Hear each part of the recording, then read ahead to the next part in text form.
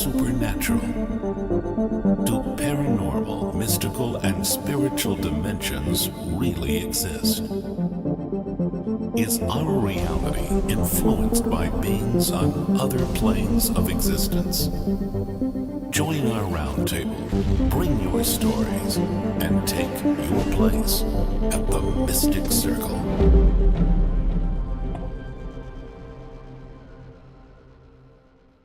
That right there is an epic intro. Welcome, everyone, to the Mystic Circle podcast. We're going to have an amazing roundtable discussion on a pretty interesting topic that we just came together with having a conversation before this. My name is Del, and I want to allow my brothers to introduce themselves as well. What's up? I'm Truth Seeker. Most of you guys know me who are watching this on the Truth Seeker podcast platforms. And I told you we were coming out with another podcast. This is it. The roundtable discussion. Got my friends I want to introduce you to. And truthseeker.com if you don't know who I am. We'll go this way. Who is that way? I think that'll be me. Hello, my name is Richie. I'm connected to rainbowcrystal.org, discussing consciousness and breath as physical means to connect the spirit with the narrative and the body.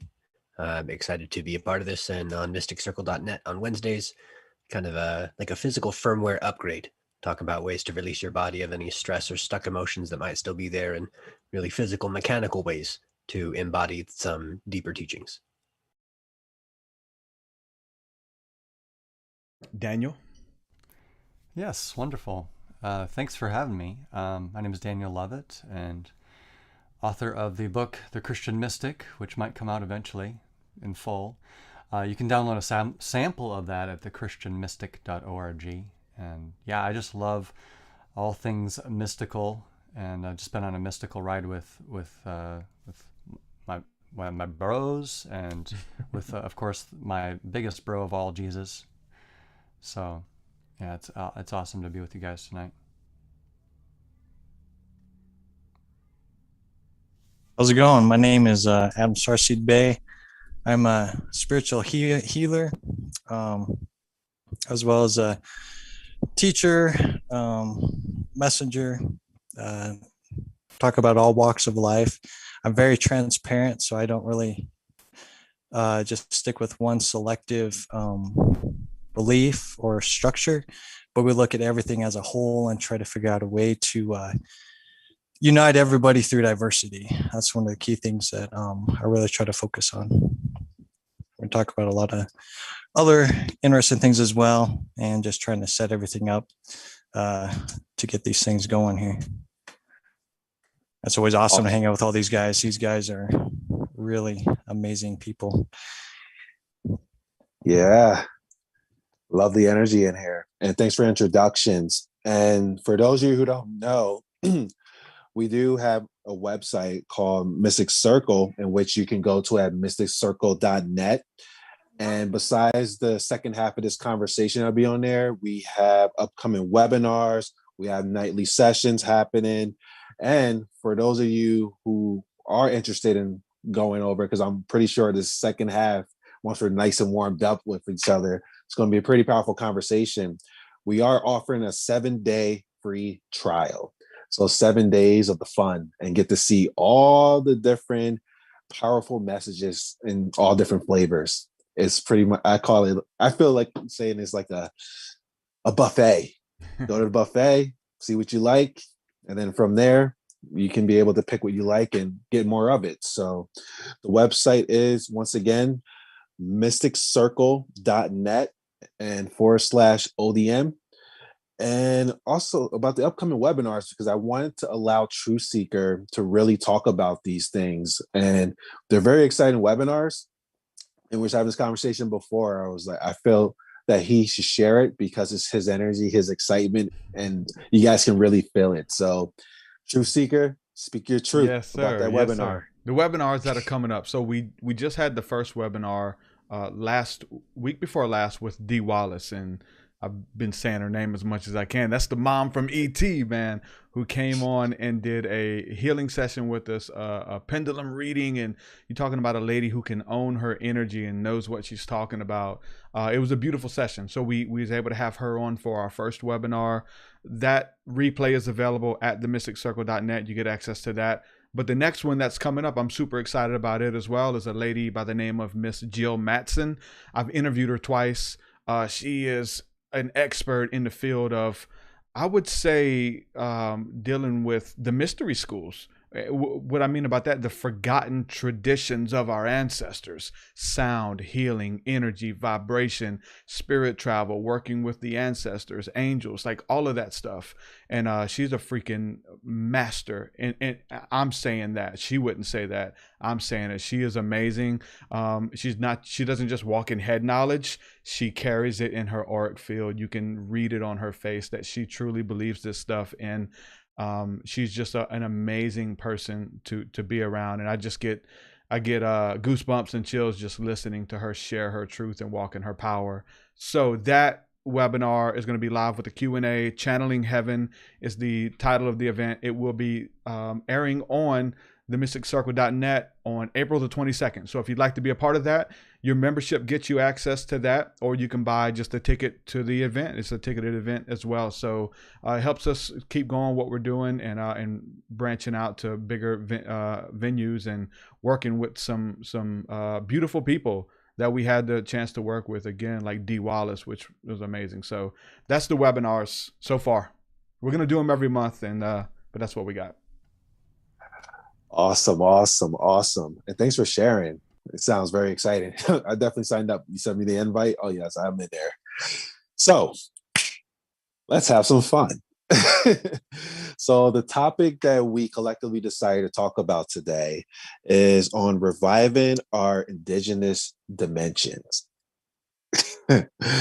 That's a very, very unique and powerful topic to talk about. And to cue everybody in on what was happening before we decided to go live, we were just having conversations about different practices, different modalities. And we were just talking about how a person who learned under an African tribe was doing these chants, these powerful, powerful, powerful chants that go from thousands of years, but just how potent it was for the healing. And we gave a perfect illustration of it being like Avatar, and where it's like in the Avatar movie when they was doing the chant and the healing started going on, and just how synchronistically everybody got into that one tune and started to just perform mystical things. So want to open this discussion to talk more about this type of thing. And one of the questions I did ask, like, do you feel that like these practices that go back and the practices that been hidden from us is more potent now and age like wine with the potency? So I want to open the floor, and brothers, whoever wants to start this from here, let's do it. And I want to definitely ask that indigenous dimensions, what does that mean to you? Yeah, I would love to just start out with this because this is right up my alley. I loved how Truth Seeker, you kind of described it, what these African tribes were doing for this healing, like this chanting. And this came out of me one night when I was around a fire with some brothers, and actually I think something about my friend's energy like awakened it in me to this whole new level, and it was just like this like chanting. It's like this heartbeat through your breath, kind of thing, and it was amazing. There's a lot of energy in it, a lot of healing, a lot of freedom, really freedom of the spirit, a lot of connection. Things actually happened for me on one occasion through like drumming and doing this, and actually like spirit traveling, and have a couple stories like that. So if you'd like to hear them. Yeah, I was about to ask you. Let's go into one of the stories. What came to your mind first? What's the story? Yeah, you just mentioned that. It was like a Native American. I was doing a Native American chant while I was drumming, and I literally like spirit traveled, like out of my body and down into this Native Americans were around a fire, and I was like above the fire just watching them, in this amazing vision. And I was realizing that the reason that they did this, that they were doing this, was to connect to to like the host of heaven, as I call it, like the spirit guides or whatever, and that even we can be part of those spirit guides. Like I was part of it. I was one of the hosts of heaven that they were connecting to. And on this occasion, it was really powerful, really amazing. So I connect with some of the Native American modalities. I guess this is what they would do. And it's interesting. A story is coming to mind about like these missionaries who would go out to save these tribes, right? And they would hear them just drumming and chanting around their fires all night long, thinking it was just some horrible pagan satanic thing, when really no, it was they were connecting. They were worshiping with more purity and than those missionaries could ever dream. Yeah. Like what are they saving them from? No, they were the ones that could have learned from that. But we know how the story of history goes down with the way people have judged through religiosity, and what a plague that's been to humanity and our spiritual evolution, right? So it's a powerful way of connecting with each other, even across time and space. I would say what we did, actually, I had a friend of mine who's one of my students and has become a good friend of mine. And we did a podcast last week, and he was just kind of hipping me to some stuff he was into, which was a guy who went and learned these indigenous techniques to tap into God, energy. And they're having amazing healings and ecstatic encounters. And there was something about how to free flow once you feel it. And it sounds something that sounded like speaking in tongues. In the church, we like to just keep going with that. We roll with it. But they would get these syllables in maybe a count, a 4 measure, an 8 measure, 7, I don't know. And they would repeat it. And so he's showing me these videos that they filmed in Africa, these little bitty churches, man, with these women are tapping into the spirit, and you can feel it, and they're stomping, and they're one person says it, and then the rest of them learn the chant, and they echo it back, and they all get in the spirit, and they're shaking their head. The spirit's moving. If you touch the lady, they said the spirit is so strong that if you touch that lady, you fall out. If you're not ready to handle the energy that's in them, we see a lot of this going on in the charismatic circles for sure. But we got to know where this came from. And so we're watching these videos, and I'm like, I feel the energy just by watching the video with them. And we're going through it, and we get to a part where this other little old black lady, she gets a spirit, and then she starts changing the chant, and she's got a little rock and a little rhythm going, and she starts chanting these syllables. And I pause it, and I say, hey, dude, like, this is strange. Sunday morning, in our Sunday morning breath work that we do on this Mystic Circle, I went into a trance, and I had those syllables come out, the same syllables that this little old black lady was chanting whenever this was filmed 10 years ago. It was the same chant. Like, I looked up the syllables and everything, and I knew what it was because I Googled it. Because I get into the analytical mind when I start hearing these chants coming, so I start trying to see if it's a language. A lot of times it is. And I wrote it down, and it just gave me the chills, because literally, like, 2 days before, we came out of a breath work session where I hear those tones, and that's like speaking in tongues. You hear it, you speak it. You're bypassing the analytical mind, and your spirit is praying through you. You're connecting with the Creator. And it was just amazing. And I was like, it just blew my mind that we were chanting the same indigenous rhythmic tone, man. Our ancestors are speaking through us, man, and they're crying out for, man, the things that the things that we're burdened for is coming through us, man. It's our ancestors. It's their song. Wow. Deep. Man. Yeah, man. Like, wow. And synchronistically, like you say, you was chanting something. You couldn't even make this up. And you find it online, and you've seen somebody 10 years ago doing the same thing. It just shows that potency and that energy that you're bringing forth. And definitely want to hear from the other brothers as well, like your experience with indigenous dimensions that you were able to tap into. And feel free, any brothers, to hop in. Yeah, I'll go ahead and start with that. It's like it's just built within our DNA. These chants and these explorations when you discover meditation. I think that's one of the things that people, when they're learning about meditation, they don't know what it is. You're tapping into something. It's your very DNA, your soul that you're tapping into, and you have a huge lineage that you discover within yourself. It's like a huge library of information, and you got to learn how to decipher what you're looking into. Um, I'll go ahead and kind of just talk about my experiences because mine's more on a personal level.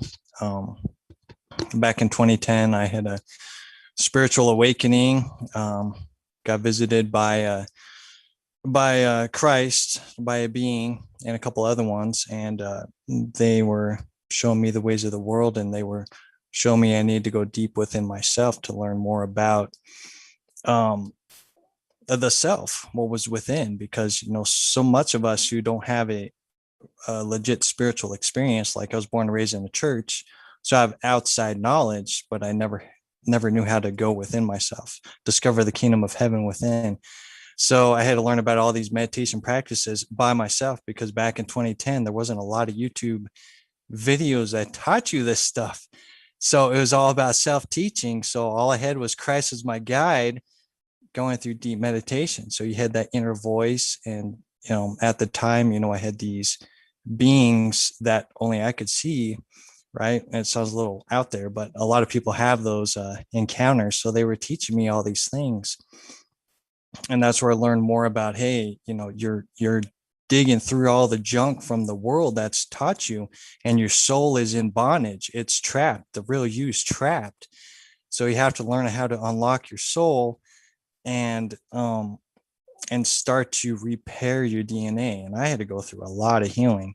So I had to learn about the rhythms of the body. I had to learn about, like I was showing about the heartbeat. It's just like a drum. You had to learn about the heartbeat and the rhythms, and each rhythm is a different frequency through dimensions of where you're at, where you want to tap into. Learning about the blockages within your body. It's just like you got a whole river flowing through, but you got a lot of dams that are blocked off. So you had to learn to unlock. And each time you unlock something, a piece of history of either this earthly plane from ancestral heritage, or a spiritual. I don't know if you guys know about the soul matrix or not, but I learned about this soul matrix, and like each one of us is just a little speck of this soul matrix, and then it goes through multidimensional layers. Which, if you look into like the honeycomb analogy, or a lot of people have these experiences with these honeycombs, we're like, what are these honeycombs? It just gets really deep, and it really gets you on a it was a it was just mind blowing to me about all of this stuff. Like, it just was really interesting, and your imagination um, helps you understand what you're looking at. And that's a whole other level right there. But that's just kind of my understanding. So I had to learn about meditation, learn about chanting.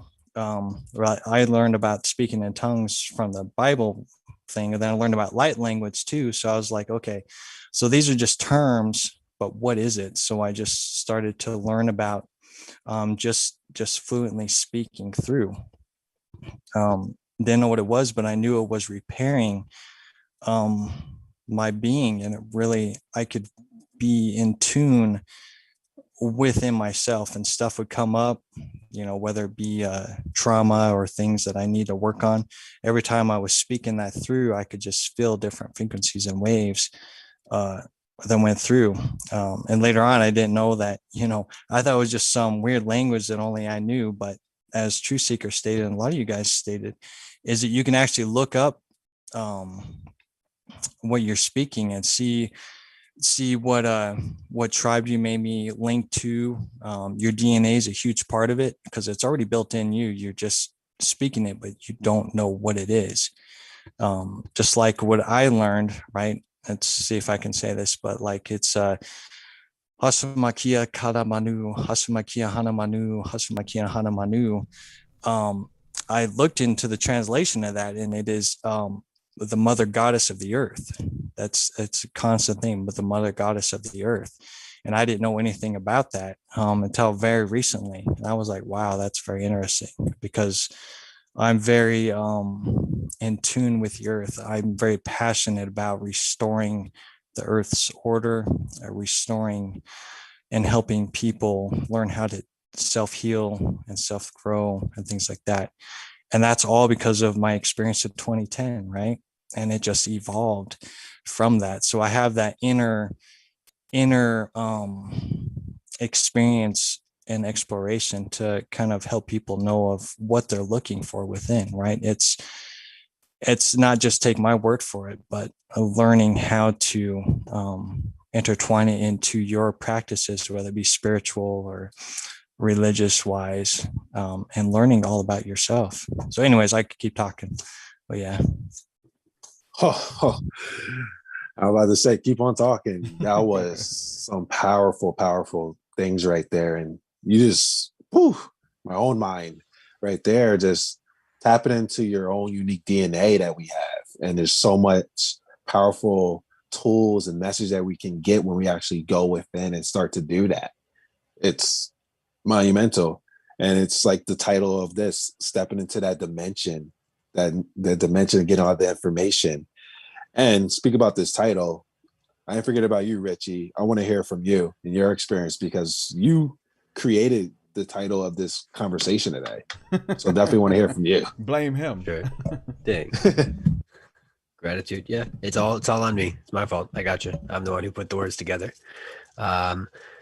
If there is an indigenous dimension, does that also mean that there are other dimensions? Like, is there a colonizer dimension? Is there a harvester dimension? Is there a surplus dimension or a lack dimension? Trying to look at what the span or the scope of those could be. But to me, I kind of think, starting with using the word indigenous to talk about like non-physical. Because if you go back to like, okay, there's people dancing around a fire all night. What a racket. What are they doing? That's so inappropriate. We should be sleeping and waking and harvesting things, versus the people who are like, yeah, it's the middle of summer. This is our one day to have a harvest festival. Woo! And so they sort of enjoy it. And to me, that would connect to the concept of resonance. So if somebody's drumming and they're physically moving, that could be seen as utilizing, I believe it's the sympathetic nervous system, which is the fight or flight. And they're harnessing it and they're sort of fighting the drum. They're interacting with this generative quality of reality. And then the chanting would be more of a rest or a digest activity. Because if you're working so hard, you're not really talking. Like what we're doing right now, all of us are in a kind of a rest mode, because we're not physically moving stuff around and our heart rate isn't experiencing the boom, boom, boom of a strong variable that involves us stacking bricks or chopping wood or doing whatever. The resonance that's developed in a discipline where somebody's drumming or moving or strumming a guitar or even working on like a MIDI pad while chanting or singing or utilizing the other nervous system as well, would create a kind of resonance that starts to be like the administrative controls of like the toroidal field of love, or maybe it's like the dimensions of your Merkaba field. Like how far is that reach? How stable are those triangles? Because they're different. They're physical and non-physical. And if your inner space is less of a priority or more of a priority than your outer space, the reflection will be variable. So I'm really interested in all the dimensions in that way, but specifically like what's native and natural, what's intuitive and Gnostic, and we already know, versus what's like a, well, first you do this and then you do that and then you do this kind of spiritual activity. I love where you're going with this, and let's go there. And it's really tapping into those things that are for you, and not feeling you have to force yourself to do a practice or do this type of thing just because someone tells you it's the right thing to do, or whatever feels, or whatever you do to do something that's not in line with your own personal DNA, as we say. I love saying that word now, the spiritual embodiment DNA, and doing things that resonate with it. And I love the part of reviving. So for reviving our indigenous dimensions, and like what comes to me is reviving who we are. really tapping into who we are and expanding upon it, but pretty much doing our own little trail, our own little path that we have to do to find that. So, what does revival mean to you guys? What is a revival? And from your own perspective in your own life, what is happening right now with this revival? A Phoenix collective. down. Phoenix down. Phoenix down. Revive everyone.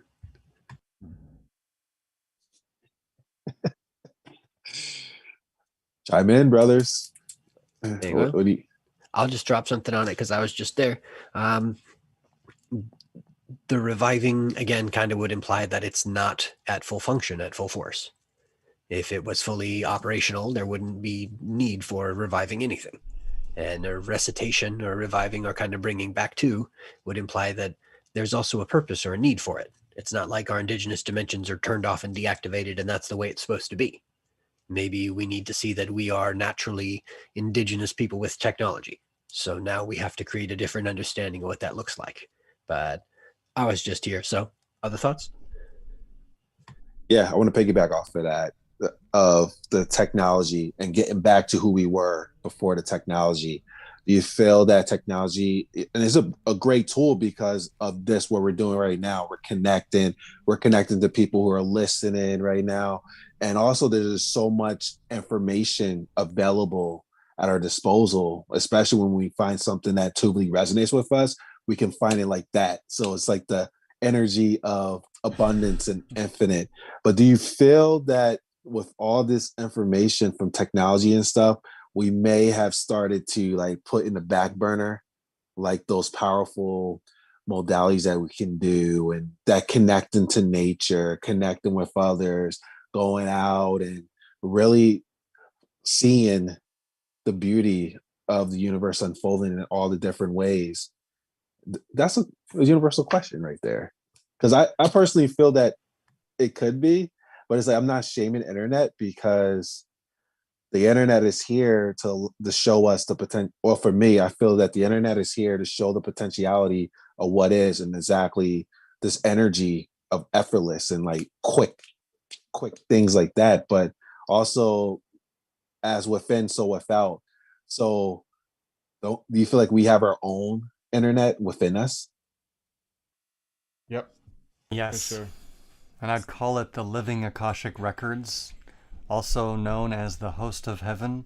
It's not just information, but it's personalities, and it is all about connection and oneness. And so if we're talking about revival, what is the main point of this revival? I look at this as a great awakening, one of the greatest awakenings the world has ever seen or ever will see, right here, right now, that we're coming into. It's a great transition into, you could talk about the age of Aquarius and stuff, the end of one age into the beginning of a new kingdom age of the Christ, and it's all about connection. Like everything we have on the internet, like this in this group chat, we could all be meeting in spirit.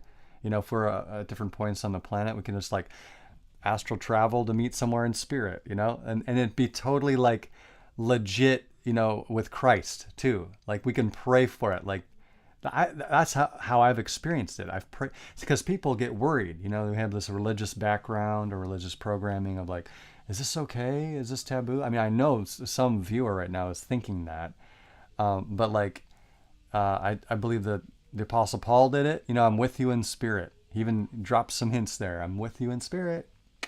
And we can do that too, and meet, and even like mentally telepathically have a phone call with our brother who's 2,000 miles away, and things like this. Even connect not only to that, but like the whole Living Akashic Records talks about, all of our spirit guides and the whole family of heaven, that you're safe now. You're this is love that covers us, and it's time to awaken that.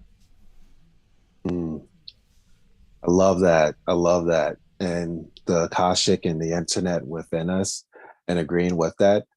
So now my question is it a high speed internet or is it a 56K modem?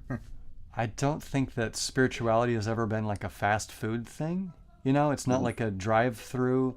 This is why scriptures emphasize perseverance and diligence. of like that God rewards those who diligently seek him. And, you know, even with that, when Jesus says ask and seek and knock, in the Greek word there is ask and keep on asking, seek and keep on seeking, knock and keep on knocking. And the promise, though, you hear the promise of, and you will receive and you will find and the door will be open to you. It's guaranteed with perseverance.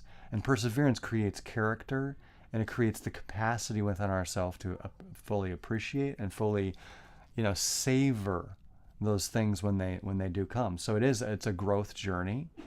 You know, sometimes it's years long before you're mastering this thing or the other. It's like the training of the Jedi, you know, and it takes a lifetime and maybe longer, maybe many lifetimes, you know. That's what I think that's true. It takes many lifetimes, and that we're now receiving the benefit. Like their ceiling is our floor, and that's true for all these generations that are stacked up now, you know, and what we have available to us. Other thoughts? Yeah, that was just what I was about to ask. Any other thoughts, brothers? I got a lot of them. Yeah, go ahead. Yeah. Oh man.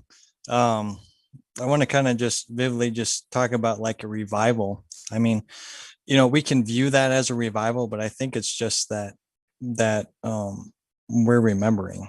Like there is something that we're all remembering, and since all of us are on a spiritual journey of some kind, we're bringing out what we remember back in the ancient times, and a lot of it just, it's been lost and forgotten. So it's just each one of us, each piece of us, like that's what I just got a thought of. Like each one of us here, us five, is an eye of the Creator.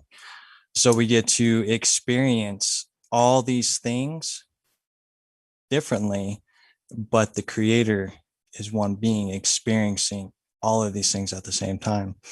And that's what I find very beautiful about this. It's just kind of like maybe the Creator has forgotten and I was remembering, and now we're experiencing what it has forgotten for so long because of the viruses that have taken control over whatever this is, right? That's a whole other thing altogether. And I love how Richie really puts things into a whole different level. Like I really kind of want to touch on that, is that I think because each one of us is unique in our own ways, just like the internet, right? We do a self upgrade. We're not waiting for somebody else to upgrade. We're doing a self upgrade. And then if people tap into that upgrade with you, then they can experience that upgrade too. But that's where we got to keep sharing. I'm gonna lose my train of thought because I'm talking too much. But oh man, so not only are we sharing concepts of the upgrade, but we also are like hosting repositories. If I mentioned I read this holy book from all of a sudden we have common ground because we're all using that as a common repository, rather than saying I know this one guy and Tom never lies. Tom is always telling the truth. Like, wait a minute, that might not be as much of a trusted authority space. So yeah, it's spiritual software seems to be a good way to talk about it, because we're all used to these things, and sometimes there's a digital diet that's really reflective of our spiritual space. So much appreciation for sure. And I think that there's a lot to be said for knowing where you're coming from, because then you have a better influence on where you're going. So the presence of mind that is required to study older topics can seem like a waste. Why are you reading them dusty old books? We can just get it all on Kindle now. It's like, well, yeah, but you read Ishmael? There's a lot in there if you're looking for it. So, and the question is, do we even need to read books to begin with? Ooh. Because that's what I've learned. That was one of the things that Christ was teaching me in 2010. Don't read books.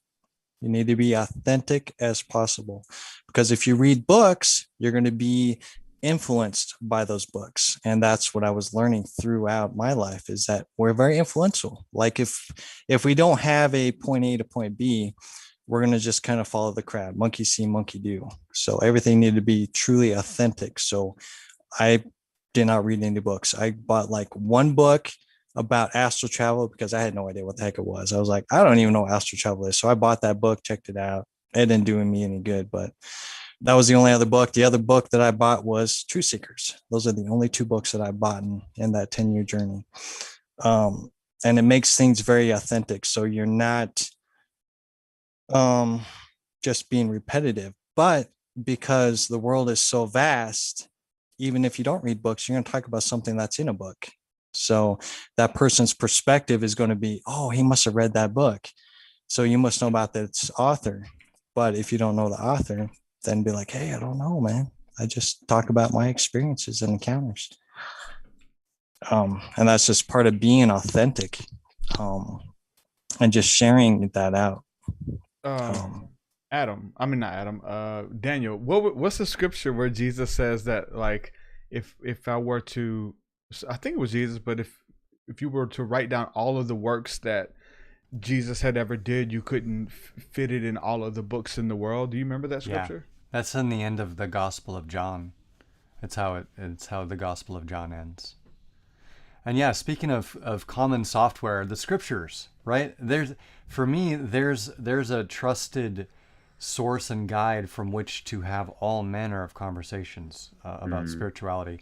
And yet, here's the thing: when Jesus showed up, he had to completely rewrite their interpretation of the scriptures, right? Because we can get in our own intellect, our own broken intellects, and monkey see, monkey do, and kind of be led down this certain path that seems right to a man, but ends in death. Even Jesus said to all the Pharisees who had the whole Bible of that day memorized, he said, "You search the scriptures diligently, thinking that by them you have life, yet they are that which testify of me, yet you refuse to come to me to have life." Coming to Christ. That's interesting to look at, just the way that their paradigm was. They had an awakening. The things that they were reading, they were misinterpreting the things that they were reading because they didn't have the Spirit. They were in it for the wrong reasons. They were wicked men. They were using it for selfish gain, all of these things. And so I find out that, I guess the religious clergy, we're in a very similar time as they were then, where people they don't know what they're reading. And Jesus walks into a Bible study, and they're reading the scriptures, and he's like, "Hey, hold on. You guys know you're reading about me, right?" He literally says that, and they tell him to get out, and they scream heresy and stuff, and then here we are 2,000 years later, walking into a Bible study, reading those same scriptures, and say, "Hey, that's talking about me, right? And you and everybody listening. When we read those scriptures, it's revealing us." And I think that's what Jesus was talking about when he stood up saying, "Hey, maybe they cut him off. Maybe he couldn't finish and say, not just me, but you too. You're in here. You're these people. You're the allegory. You are the Word made flesh and dwelling amongst men. It is you when the Spirit is living within you." And so I think we're in a very similar time where we're with people who are reading the scriptures, but they don't know the words by which they read because they're not illuminated with the light. Their light is very dim, and they read it as they read it as something that they don't understand. I guess they read it as a history book, or they read it as I don't know. Everybody reads it differently, for sure. Yeah, truth seeker, and great point right there. And that's even us too. It's like if you read a book or read something from a while ago, and I do that for myself, is I take a look at it again, years down the road, and I get a completely different information based upon what I looked at before. Yep. And it just shows a level of your own evolution of where you're at. You're going to be able to see it in the way that you see it. It's very funny too, because with Jesus, he said it, you guys can do the same things I've done, even greater. But it seems like a lot of people are afraid of actually being able to do that type of thing. But the mystics, ourselves, we were like, okay, let's see this. Let's see the possibility of this, the potentiality of it. It's not like we're being blasphemous or whatever, saying we're the only ones that can do it and stuff. We're showing it's totally possible to be able to do the teachings.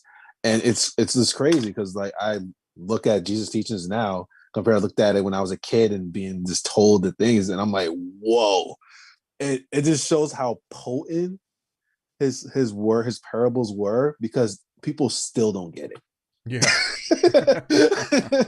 And they've had time 2,000 to years chew. ago, in the age of Google and everything else, people still can't interpret it. It's crazy. Yeah. I totally relate with that. Like that's all I read when I was a kid, all the way through 2010 and now. To me, the Bible's not a book. To me, the Bible is lost history. Like it's one of the very last books of before all this, right? Because this world has recycled itself so many times. I was talking to my mom, it seems like I want to say, man, like 2000 years ago, and that would throw a lot of historical facts off, but I really think we had a reset 2000 years ago. And I think because if you look at people discovering the world, right? If there was a great reset, all these humans were divided everywhere. What happened? Was it a flood? Was there right? Because that's what we think the last thing was, a flood, but there could have been something else, right? We could have been.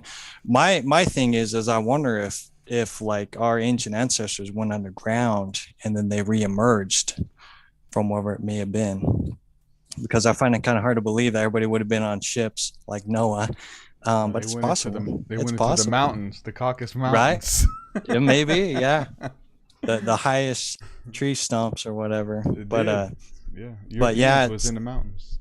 Yeah. yeah. But I was very in tune as a kid, and it just, once I discovered the Bible, my mom bought me my first Bible, right? And I just studied that thing like crazy. I didn't know what I was looking for.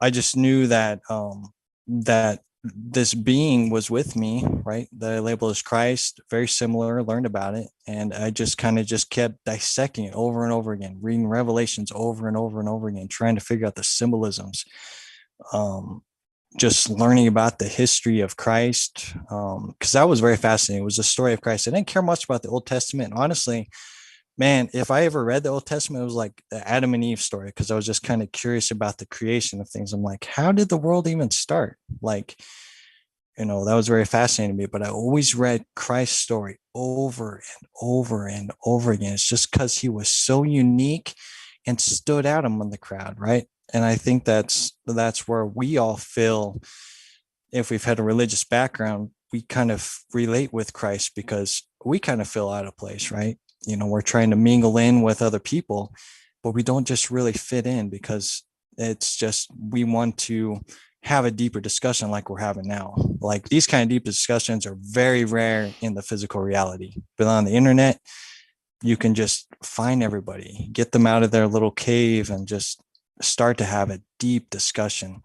And that for me, that's the Bible. It's not some book. It's a reflection of what's to come. It's a reflection of the past.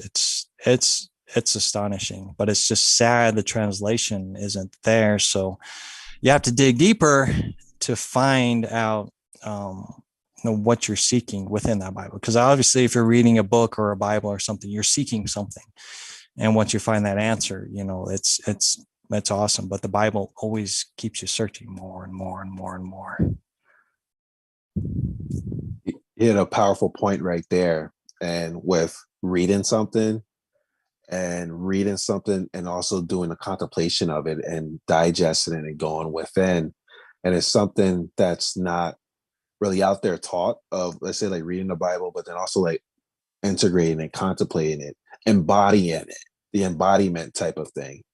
And what's happening now is that shift is starting to get to that point. And like you said, the search for more. There's a lot of us out there who just have that soul hunger, I like to say. They're searching for more, but also just starting to question, like, I feel like there's more to it than what I'm being told. I feel like there's more to unravel.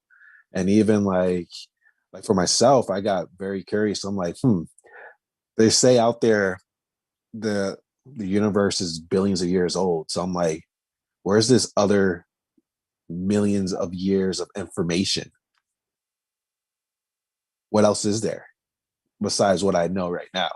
But then it just makes me think about, because I don't know everything, but it's like a combination. It's like I don't know everything, but it's also excitement. Like I don't know anything. I really don't know shit. I know like a little speck of an infinite universe. And people come to you for answers, and you're like, man, I barely know anything, man. You know. Yeah. And that's the cool thing. But like somehow the answers show up for these people that have the questions, and it's like tapping into this. But like even tapping into this infinite space, we only got into like the little bit of this infinite iceberg. It's monumental. And I was just saying it to my wife before. I'm like, we haven't discovered 75% of the ocean yet. 75% of the ocean hasn't been discovered yet. There's a lot of like cool like information we don't even know about, and we're just tipping the ice like in that little bit. But still, it's like whoa. Yeah, there's a lot to it, man. And again, when we're talking about going back to the title, the revival, right? This archaic revival of ancestral, not ancestral, but indigenous dimensions. Like, what is a dimension again? Let's harp on that a little bit. Like, I think a dimension is an atmosphere. That's the word that comes to me. An atmosphere, a realm of possibility that exists. You know, and maybe, you know, man, my mom used to always, you know, she used to go in on me like, you ain't on this, you're not here, you're not on Earth, Derek. Earth to Derek. That's what she would say. Earth to Derek. And I'd be daydreaming. Earth to Derek. Same here, bro. Earth to Derek. And literally, if we go, what does that mean? I'm on another planet. I'm in another realm. I'm in another dimension. And our ancestors were in another dimension. And I think each one of us with our ideas and belief systems, and because that's what gives us access to dimensions, I think, is our realm of possibility of what we're willing to believe, because that's what you're willing to search after and to see if it's real, to see if another dimension exists. Are there angels out there on another dimension that want to communicate? Are there ghosts? Are there entities? The paranormal is huge. People know that they're connected with beings in other realms or other dimensions, right? And so there's a mindset that allows you to unlock that. And once you've experienced it, part of you is living in that dimension, because now in that dimension, they're like, hey, he knows about us. They know that we exist. There was a song by 9 Inch Nails, and I remember when it came out, it was called Haunted. And he talks about it's called Haunted. It says, I came back haunted. And the lyrics are really creepy. It's a cool song. It was on the radio. He says he talks about going into the other side. Saw some things on the other side, but they made me promise to never tell.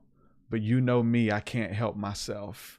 So I came back haunted. Like, listen, I've seen some things that not everyone's seen. There is a realm of possibility, even in our dreams, whether that's peace on earth, whether that's a realm of existence. I think I'm big on this. I believe Jesus was able to see another person existing in another dimension, a timeline, a version of that person who wasn't bound up by sickness, a version of that person who didn't have cancer. There's a version of you that right now your hand is crippled and you can't pick anything up, but there's a version of you on another timeline, and I'm going to believe, I'm going to do the unthinkable, and I'm going to try to tap into that realm where you're whole and bring it into this now reality. And whether that's, working with the elements, and Jesus spits into the mud and steps past this threshold of belief of what was possible, man. And all of us have a story. We've seen some things that we know that something is real. Maybe we can change that. Oh, let's do this. Let's go into the second hour with your one experience, like the one that like made you keep coming back, the one that you came back haunted. And it could be a good haunted. Listen, I'm haunted by a ghost, the Holy Ghost. You know what I'm saying? Like, maybe it's maybe it's an angel, maybe it's a UFO, maybe it's downloads in your sleep. But let's go into that on the second hour. I think that'd be a good segue here in a few minutes. But But we do have a few minutes left. If anybody wants to piggyback on that, like a revival of what our ancestors had, it's always this idea of something new. I want the new age, the new revival, the next agers. We're in the next age. There's new abilities that we're unlocking. Listen, my ancestors communicated with ETs and star beings and fairies and all types of leaving their body and ceremony, and we're so disconnected. So I want a revival. I don't want a revolution of something new. I want just a little bit of what they had, man. I don't want nothing new. There is nothing new. That's the thing. Exactly. Remembering. Just remembering. Yeah. And at the end of the day, it's people are learning how to unlock their soul. Like, what is the soul, right? People think this meat suit here is you, right?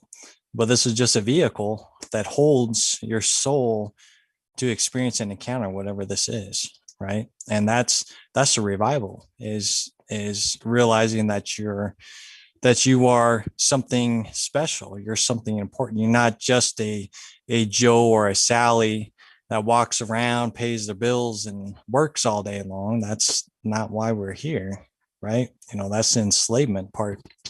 So we're just trying to reawaken what we are, bringing the spiritual element to things. Like my thing is life is more spiritual than physical. Like your physical reality is very dense. Like from what I was shown is that everything is energy and synergy. The only way to have physical matter is because things are moving at an extremely slow pace. So you can have a physical thing, just like Star Trek. I don't know who watches Star Trek, but they're teleportations, right? Your whole body turns into molecules. So that means you would be at a higher frequency because they're able to tap in. And then to create solid matter again, they have to still all those molecules together, because those molecules are they're alive. Each little molecule in your body is alive and moving, but it's because we're in a shell. They stay within. So it's very fascinating. Anyways, I could get deep on that. Anybody else? I was just thinking about the pyramids. First, that's one thing that popped into my mind. Is how something so ancient and so perfect was built, and we haven't been able to replicate it yet. And they tried to replicate the pyramids, and it couldn't happen. And that is like concrete evidence of just the information that was available back then, in which they can do things like that and create things like that and connect to things that can be able to do that. Yeah, and you have to wonder what went wrong. My friend and I talk a lot about people raping other people's wills. It came to mind even tonight. I was kind of praying under my breath over here, and it's kind of why I was doing this. But I'm like, I don't want to invoke my will against any of you. That's not my heart's desire. It's mainly to, like, this revival is about awakening your energy and taking back your power to manifest, whatever you really want to manifest. You're free, your freedom, and not to control. So, like, what went wrong at the pyramids? Was it people sought to control others, enslave, and you got someone rising to the top, and being a puppet master and a grand chess master on the planet. It's like, no, I'd love to see the kingdom, and this is why we pray the Lord's Prayer. Your kingdom come, where we're all equals. We're all equals. No one's on a pedestal.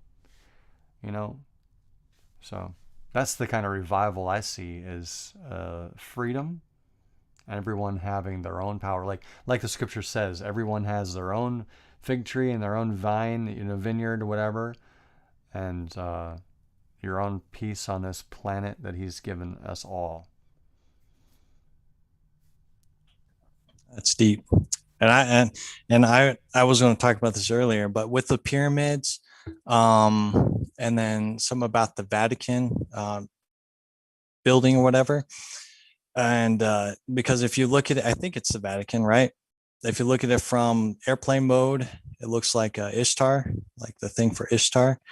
There's a thing that I was reading. Talking about Orion? No, I think Ishtar. I think it's the symbolism of Ishtar. Okay.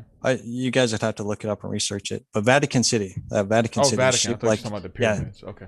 yeah, the Vatican City. But no, yeah, the pyramids are Orion. But there's a thing is that all of the ancient ones disappeared from this planet. Like, if you look into the Mayans, whatever, all of that civilization disappeared. And then a new flock of humans came in and took control over the lands, right? They didn't know what this land was. So these humans came in, and then they later on called it the Vatican City. They didn't know where these pyramids came from. So these group of humans came in, and then they created their own religion and traditions, but it wasn't the ones who made those. And that's what I've been studying, looking around the world, just kind of seeing, hey, there was an ancient civilization, all the humans disappeared, and the people just kind of moved in, created their own traditions, but that may not be the origin of those. So what we think of with the Egyptians and the pyramids may not be the origin. It's just someone just moved in and just used it as their house. Be like, hey, free land, we're taking this space, and go from there. That's stuff that I've been researching lately with all this, is that I think there's a lot more to it than just what we know for the past 2,000 years. Because if it's 2,000 years and this world is, 50 billion years or whatever, there's a lot of history that's just gone. And I mean, what do you think is going to happen now? And we've heard it. I've seen a video the other day about people like touting, we need to buy books and buy CDs. Go buy your favorite artist's album. Because if there is a solar flare and something wipes the grid and erases, like, you can hold a magnet up to your computer and it's done. Like, you take a magnet and hold it up to your computer's screwed. It erases everything. So what if all of our history that is on these hard drives, and you don't have to buy a book anymore? Buy an Audible book. Buy the Kindle version. That stuff gets wiped, not today, 200 years from now, 100 years from now, where everything is on a cloud. Like, what happens if some type of small cataclysm happens? Not even something big, something small, and just wipes out history, and we don't, there's no proof that any of you existed. For sure. And you could even think about what happened. Oh, go ahead. Oh, yeah. I was just going to say, anybody who's watch an anime called Dr. Stone. That will wake you guys up. It's amazing, because that's what happened, is that there was some catastrophic event that happened in all of humanity, just humanity. And then these birds turned to stone. They were petrified. So life continued on. And I think it was 3,000 years or more that passed. And one of the characters stayed awake the whole time, and then was able to get himself out of the petrified state. So he had to learn everything by scratch. And he was a scientist. Granted, he's like 16 years old at the time, or 17, but he just was learning all this stuff when he was a little kid. So he was able to survive and then learn on how to awaken all these petrified people again. So you have to start over again. And I feel that this earthly plane is that. And I think it will continue to reset itself. It's designed to. I really think that this earth is a school, and it's going to reset, because otherwise, how would we learn? If we had all this knowledge and information, we would just be comfortable. So I think it has to have a reset to learn and grow. But anyways, I didn't mean to interrupt you, Richie. I just wanted to put that in there. No worries, also. You had a point, though? I kind of reconstructing the image. It's something to the effect, if your spiritual life is dependent on physical objects, what happens if someone steals your Google account or you forget your password? Then you don't have access to that information. And I know there's a lot of individuals who claim dogma or karma or dharma or whatever words, but even if you had a really vast library of books and the internet crashed, If you didn't have the people, skills, and the community and tribe, what's to say that someone's not just going to geek you and take the books? Like you have to be able to embody the resonance and be a proper guardian of that knowledge. And in order to embody a tradition, you can't just be an expert on it. You also have to be a practitioner of it. And I think in the days where information is traded and, oh yeah, I downloaded PDF. Oh yeah, I got the video. Information. Well, information plus experience becomes knowledge. So in my mind, the reviving or sort of the resolving, in a way, of the indigenous dimension, like integrating that, could be also renamed as the creative dimensions. Because it's the indigenous first, early, original, root. Okay, and then the dimension would be access. So like before you had your name, who were you? Before you learned English, what did you talk about? And that's the kind of thing in music or in art or even in video. People are speaking with a higher form of creativity. So I'd say integrating. That'd be a good way to revive this indigenous dimension, is just find a way to integrate and also change your passwords. Those are important too. So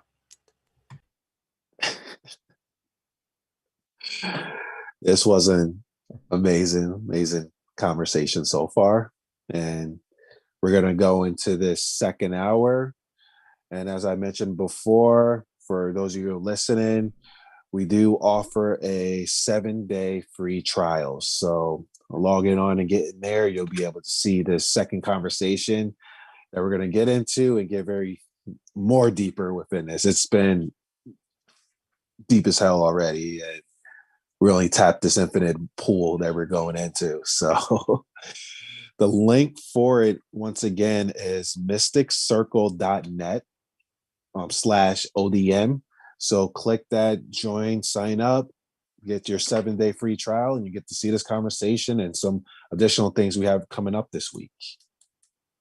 For sure. See you guys over there. It'll be on the dashboard. I'll post it for those of you who get access. You'll see it there. Join us, and we'll be taking questions on the other side too. If anybody has any questions, you want to join the discussion, feel free. We're going to open it up for all that Q&A and all that cool stuff. And you guys can join the link. I'll post it on the back end of the Mystic Circle.